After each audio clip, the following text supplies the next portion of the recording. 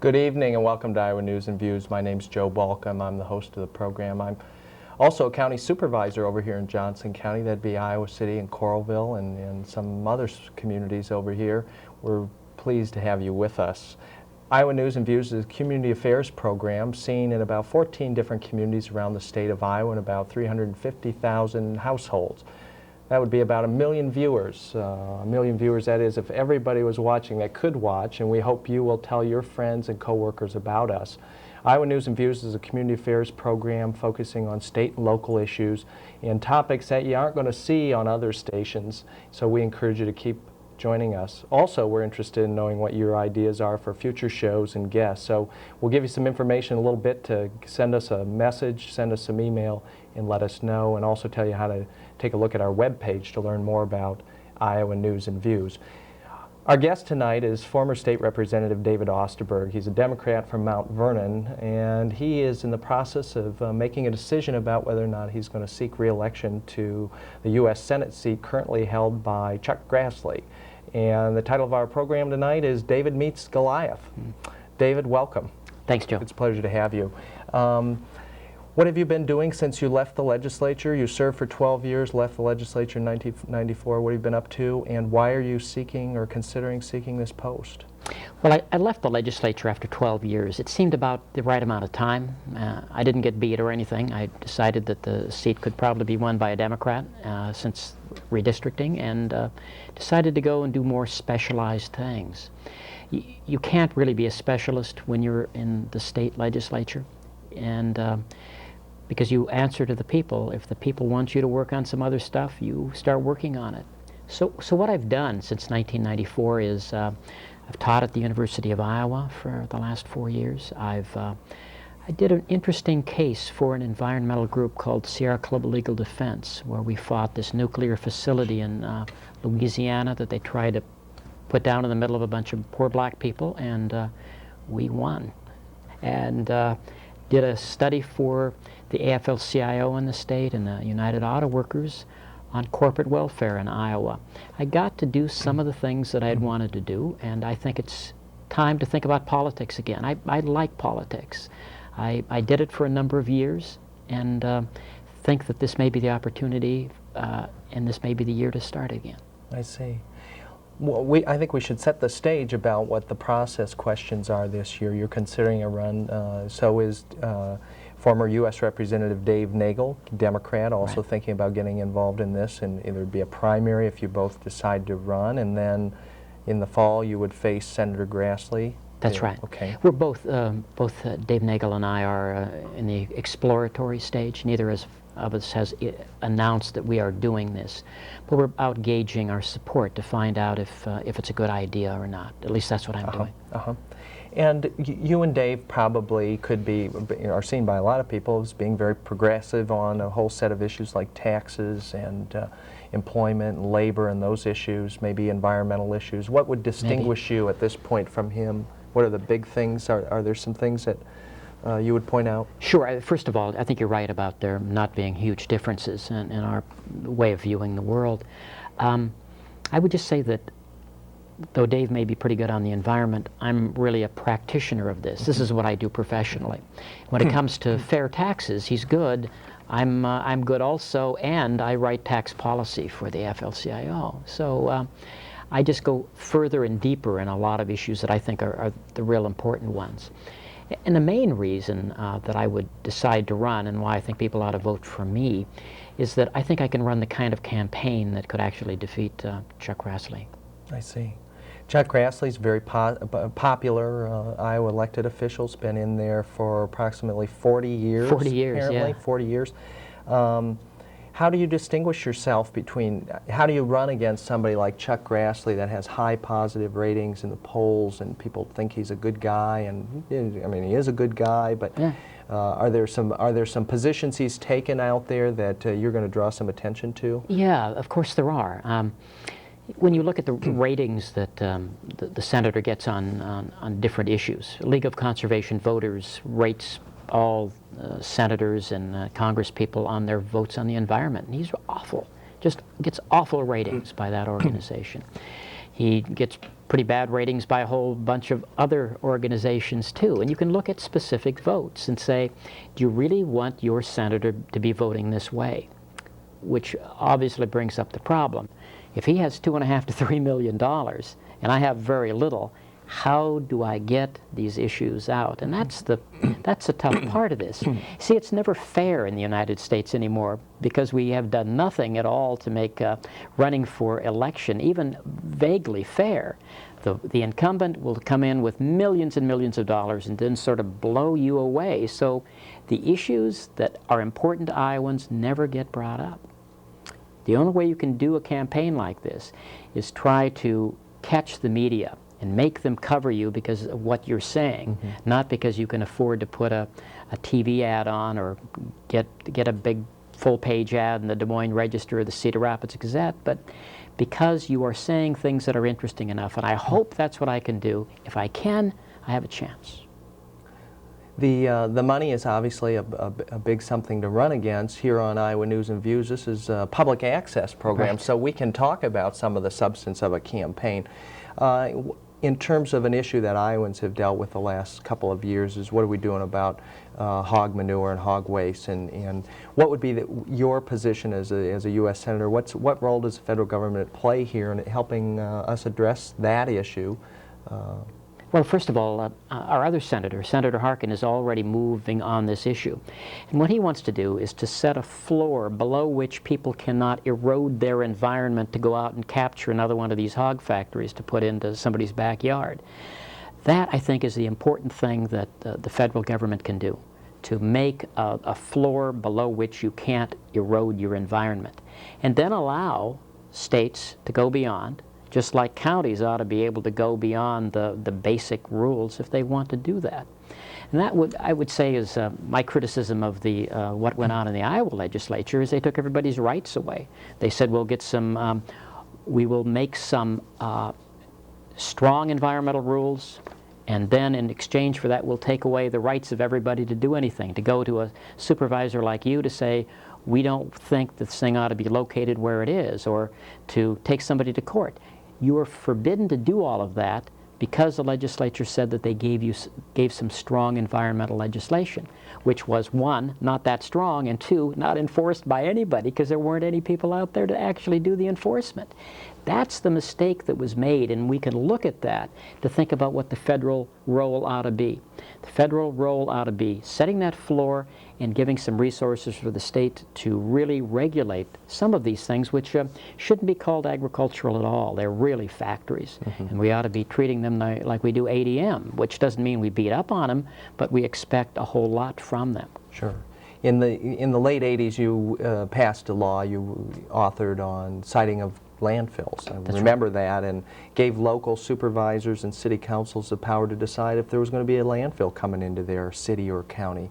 Is this the same issue? You bet it is. You bet, and that was an Illinois law. Often in the legislature we would copy good legislation from other states.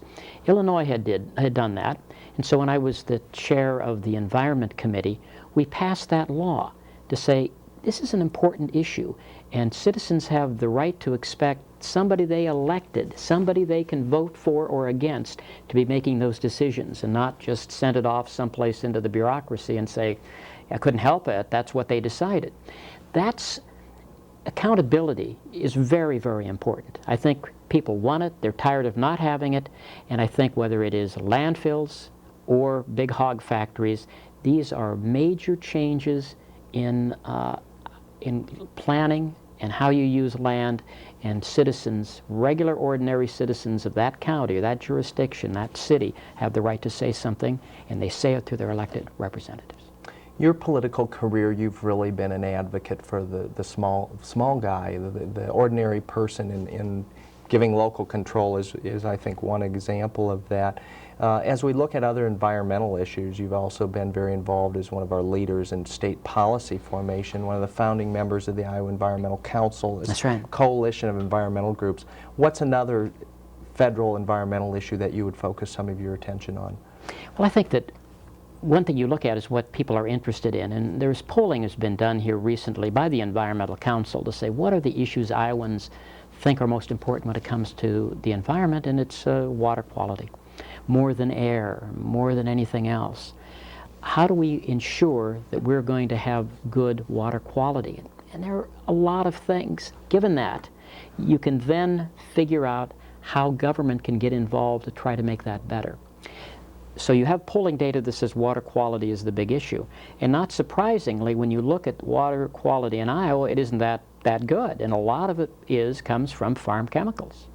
Now, rather than just say, you know, these are farm chemicals, let's go beat up some farmers, what you rather say is, let's get some money, and in Iowa we get it as a tax on chemicals and pesticides and fertilizers, to demonstrate that people can reduce the amount of fertilizer that they use, reduce the amount of pesticides, and get yields that are as good, and save themselves some money at the same time.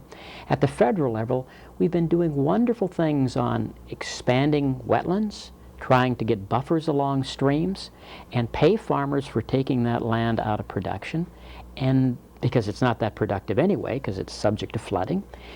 What you get out of that then is farmers get paid, you protect land, and the water quality improves. And nobody got regulated very much. And that's one of, I mean, there's a big difference between Chuck Grassley and me. He really led the fight trying to get rid of any kind of protection for wetlands. That's his view of how he should have been voting. That's not my view about how he should have been voting, because there's no conflict here. There is, everybody agrees, whether you farm for a living or work at a factory or teach at the University of Iowa, you can agree that we ought to have good water quality. You then try to figure out solutions. And in Iowa, we found some great ones in the Groundwater Protection Act of 1987. We're beginning to find some of those in Washington, D.C. also, but we can be a lot better. Very good. The future's in making some changes, it seems to me, in how we approach these issues. Simply, I'm familiar with those same polls on how Iowans feel about this water issue, particularly people both in urban and rural places. Both. But Senator Grassley doesn't seem to be in sync with that, it would appear. I would say he's not. But again, how do you make sure that people know how far out of sync he is? Sure. The other question that I'd like to ask deals with the corporate welfare study that you've been involved with in Iowa. There was a study earlier this year, or I guess in early '97, we're in '98 now, for the Iowa Federation of Labor and the UAW that you and Peter Fisher worked on. What did that report say? And talked about accountability, talked about big tax breaks to business. What's the federal role here in addressing some of those concerns? Well, the federal role has already been pointed out by people as, as establishment as the Federal Reserve Bank in Chicago said that the states are sitting here competing, trying to give away their tax base or huge subsidies to big corporations, and you just sit there trying to outbid one another. And meanwhile, you end up with a factory that locates in your state, and you have no wherewithal to really put in the infrastructure that it needs. There's some crazy things being done, and there's one place where there's a federal role in just, again, setting some kind of limits. You don't want to tell the states what to do, but you have to say, you can't erode your environment beyond this, and you can't erode your tax base beyond X. Okay, thank you. You're watching Iowa News and Views. My name's Joe Balcom. Our guest tonight is former State Representative David Osterberg, who's thinking about a bid for the U.S. Senate this year. We've come to the time in the program at midpoint where we're going to talk about the People's Podium, and we have with us Iowa folk singer and legend Dave Moore to sing a song about the state of Iowa, and we're calling it tonight the Iowa State of the Union address. And go ahead, Dave.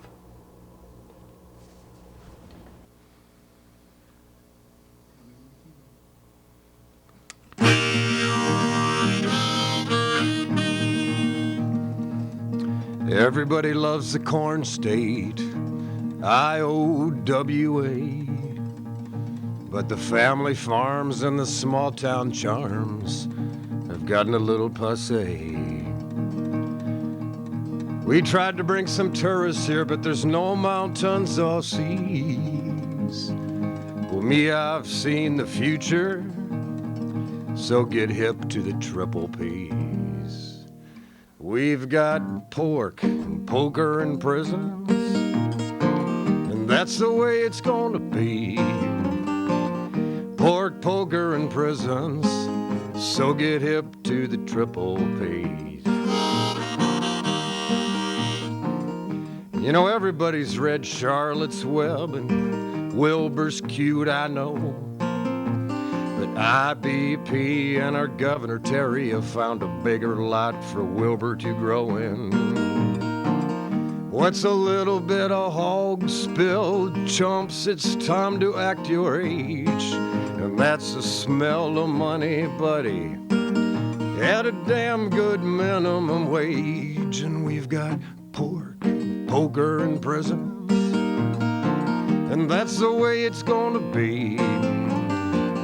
Pork, poker, and prisons, so get hip to the triple P. You know, if you're having trouble cutting it, just feeding your families, well, what the hell, we got the Mississippi Bell, we got the Iowa lotteries. They say no guts, no glory, Grandma, you'd better spend it while you still own it. So shake the hand of the one-armed bandit, blow the rest on our fine nursing homes. And we've got pork, poker, and prisons. Man, that's the way it's gonna be. Pork, poker, and prisons, so get hip to the triple P.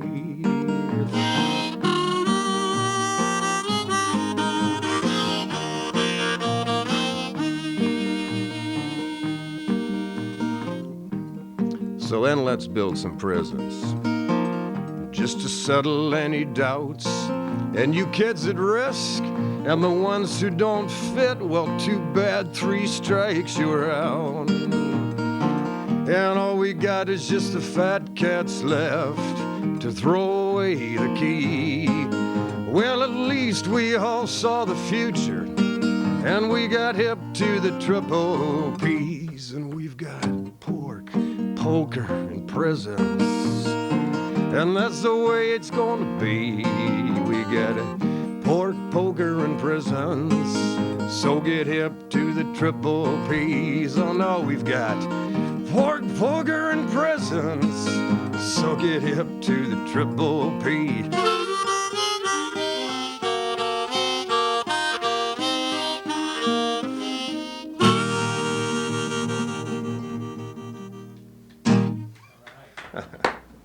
Thank you, Dave.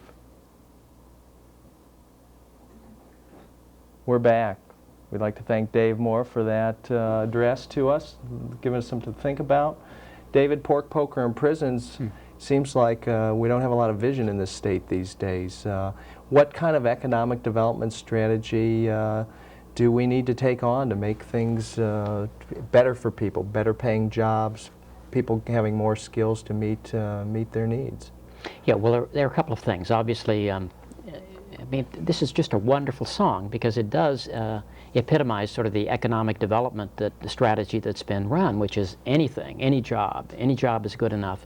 And in fact, will give you a giant tax break to bring in a pretty poorly paid job as well. So if you're going to do a government policy, the first thing you do is you recognize that we have some bargaining power here. If you don't have a good job, then we oughtn't to be interested in giving you any kind of tax breaks or any kind of direct subsidy. That's the first thing.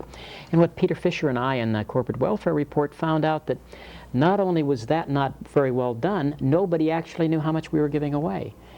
We found it to be nearly $1 billion a year. $940 million is given either in tax breaks or in direct subsidies to businesses. Sometimes it's pretty well done. Sometimes it's very well targeted. You pay $13 an hour, and you have health care, and you have a few other things, and you're allowed to take advantage of this program. That's not so bad. But the other that says any job is just good enough, whether it's $6.50 or not, that's the poorly programmed stuff. I see. First thing. Otherwise, you then have to figure out what are the things that Iowa has that ought to be pushed. We're a very big agricultural state. We ought to be thinking about value adding, trying to make sure that we produce something that has a good market, that we can, instead of getting corn and soybeans out of this state, you have ethanol and hogs produced that go out in the form of meat. So prisons in Iowa, we've built, what, 3 prisons in the last 4 years, Well, we I just believe. And what's the relationship to economic development and good-paying jobs and filling up prison beds? Well, I mean, Jesse Jackson says it, you know, if you're either going to spend some money on schools or you're going to spend some money on prisons. And I think this is a reflection of what we're doing. I think that there are many other things to do before you build another prison. And there are programs that really work. There are programs with youth that can make sure that folks just don't get into that stream. The Attorney General, Tom Miller, has done some wonderful stuff. You are known as a thoughtful, articulate policymaker. Your record certainly indicates that. And the part of campaigning really requires that you develop very short messages. You have a stump speech. You'll have these sound bites. How are you going to adapt to that? Well, yeah, I mean, professors always have this problem. Well, I think this is the way you do it. First of all, you have an anecdote. Somebody graduates from this university where I teach. They're 23 years old. They get out, and they get a job that's so poorly paid, even though they have a degree, that they go back and live with their parents. That happens, and we have lots of anecdotes about that. You then show people that that anecdote really reflects something real. And you look at what's happened from 1973 to 1993, these are the numbers I know the best, where the richest 20% gain, the poorest 40% lose, and the people in the middle don't go anyplace. That is a social problem. That is an economic problem that becomes a social problem and relates to the things we were talking about a minute ago on prisons. You then have to say, okay, what does government do about this? Well, look at the tax policy. And if you find the tax policy just exacerbates that, maybe I shouldn't use the word exacerbate if I'm makes that worse, then you have to, but it does. What we do is we figure out some way of subsidizing capital some more. So we give tax breaks to the people who already are gaining and punish the people who are losing. That's really stupid policy. So you start with an anecdote, and then you try to bring it down to show people that they're right to that example they have is a real one. It reflects something, and there's a policy hook to it. That's what I would hope to do. So you're going to do a great job representing the ordinary, common Iowan, people working wage earners, folks out there. But how are you going to compete against $2.5–3 million of big business money that Senator Grassley has? Well, that's the trick, isn't it? That's a $64,000 question. That's the one. Can I get enough press on just what I'm saying in order that it's interesting enough that I'm going to get covered? Because if that happens, then the issues begin to come up, and maybe the senator has to answer some of those. And I don't think his answers are going to be very good. We've talked some about economic development. One of the things that it seems is out there is where we're seeing growth in Iowa is in our urban areas, and the need for the federal government and frankly state government to recognize that the cities need help. And those growing counties where those cities exist need more resources to make Iowa a more attractive place. I mean, one of the things that we are not doing a good job is attracting trained people and training the folks that are here to meet some of our employment issues. How can you as a U.S. Senator, what can Congress do to assist cities? Right. Well, first of all, again, at the state level, isn't it odd that we have to import workers and yet we still are giving subsidies to the people who are importing workers at the lowest level? I mean, the first thing you do is you stop, if you have to import workers, then why do you have to subsidize businesses? At the federal level, the interesting thing about the federal level is that there is where the big taxes are. You know, let's go back to President Nixon. He wanted to do revenue sharing with the cities. He did revenue sharing with the cities. And that used to be kind of a conservative idea.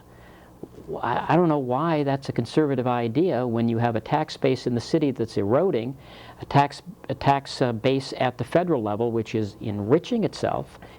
Instead of just talking about more and more tax cuts, which always happen to be to the wrong people, some sharing back to the cities to let them run programs, which they may be able to do more efficiently, is not a bad idea.